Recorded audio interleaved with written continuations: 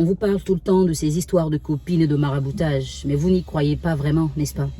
L'histoire que je vais vous raconter aujourd'hui, c'est une story time, donc c'est-à-dire que c'est quelqu'un qui a vécu cette histoire, qui la raconte, qui veut avoir des avis ou un peu de consolation. La dame est mariée à un Européen et c'est un homme qui est très gentil à la base, donc elle dit qu'il lui fait plein de cadeaux, il prend soin de sa famille. Elle a la chance d'avoir quelqu'un qui finance des projets, qui aide les parents, qui les soigne. Et elle a sa meilleure amie qui lui explique, tu sais, c'est pas toujours qu'on gagne ce genre de personnes-là.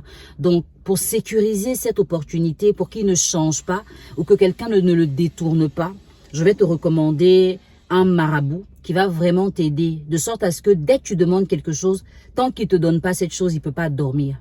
Voici un peu comment son amie va commencer à l'entraîner, à aller voir des marabouts, des mystiques. Elle dit qu'elle commence en Côte d'Ivoire et elle est même amenée à aller jusqu'au Mali, des fois au Bénin pour aller prendre des fétiches. Un jour, son mari lui dit qu'il veut lui parler parce que il a pris une décision qui est importante, il faut qu'elle le sache. Elle s'attend à tout, sauf au fait que son mari lui dise qu'il va désormais se mettre avec sa meilleure amie parce que ça fait un moment qu'ils ont une relation. Ils se sent beaucoup mieux avec elle, ils se sentent épanouis avec, les deux regardent dans la même direction. La femme reçoit ça comme un choc. Qu'un moment, elle a remarqué qu'il pourrait avoir ce genre de problème dans sa relation, au point où son partenaire ou son mari lui parle de sa meilleure amie. Une meilleure amie qui était tout le temps là pour elle. Quand elle est malade, des fois, c'est elle qui va l'accompagner à l'hôpital, même quand ses enfants ne se sentent pas bien. Elle est tout le temps là en train de lui donner des astuces. Cuisine comme ça pour ton mari, fais ci pour lui. Elle est tout le temps en train de lui donner des idées, en tout cas la mettre sur le droit chemin. Donc elle n'arrive pas à imaginer que son mari puisse avoir une relation avec cette fille. Au départ, elle ne prend pas au sérieux cette information jusqu'à ce que monsieur le mari déménage carrément chez la meilleure amie. Moi, quand cette femme m'a raconté son histoire, je me suis souvenu de toutes les fois où je vous ai parlé du maraboutage sur ma page et qu'il y a eu beaucoup d'agitation. Avoir un mari qu'on maraboute un peu juste pour qu'il nous soit fidèle, c'est rien de grave. C'est-à-dire que quand les situations vous arrangent, c'est rien de grave. Mais quand ça n'arrange pas les autres, vous voulez trouver des excuses, on m'a fait ci, on m'a fait ça, non. L'ami qui a été capable de marabouter le mari a compris que la femme ne tenait pas à son mariage.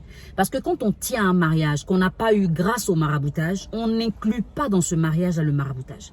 Je ne sais pas quelle est la force que vous avez de voir quelqu'un qui vous aime, qui vous donne tout, qui vous respecte et de vous dire non, je veux le sécuriser pour que ça ne s'arrête pas. Mais pour que ça ne s'arrête pas, il faut que la personne continue d'être bien avec vous. Mais il faut faire un peu d'effort. Commencez à travailler votre caractère, commencez à améliorer qui vous êtes, commencez à mettre cette personne aussi à l'aise.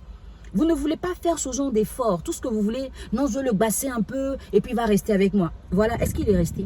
La petite précision que j'ai oublié de faire, c'est que l'homme a dit à sa femme, ta meilleure amie m'a dit que tu me maraboutes. Elle m'a même montré les preuves de tous les billets d'avion que tu as pris pour aller dans des pays voir des marabouts et toutes les transactions que tu as faites. Donc, je considère que je ne suis plus en sécurité à tes côtés. Je préfère rester avec elle qui m'a aimé plus que toi au point de me dire la vérité. Mais qu'est-ce que vous croyez? Elle n'ira pas dire au mari, on t'a marabouté ou que c'est moi qui lui ai mis cette idée dans la tête. Peut-être que depuis la base, elle guettait le mari de la dame. Et donc, elle a voulu la fragiliser ou du moins fragiliser sa relation au point où cette femme ne compte que sur les fétiches et qu'elle ne puisse plus agir d'elle-même.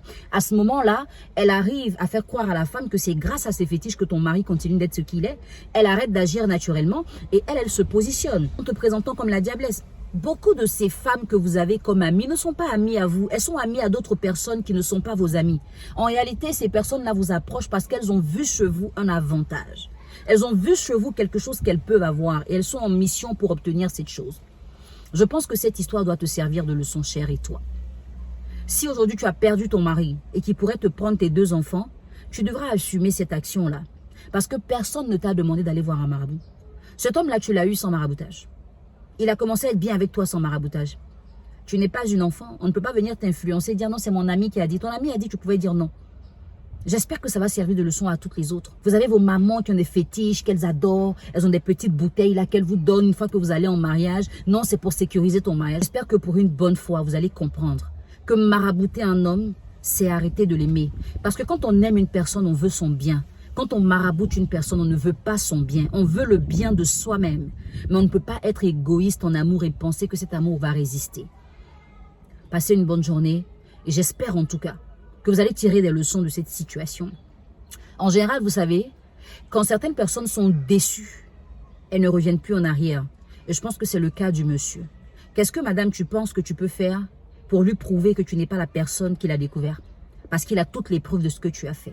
Si tes marabouts sont vraiment puissants, ils peuvent aujourd'hui séparer ton mari de ta meilleure amie et te le ramener. C'est là que tu verras que ces gens-là ne peuvent rien t'apporter.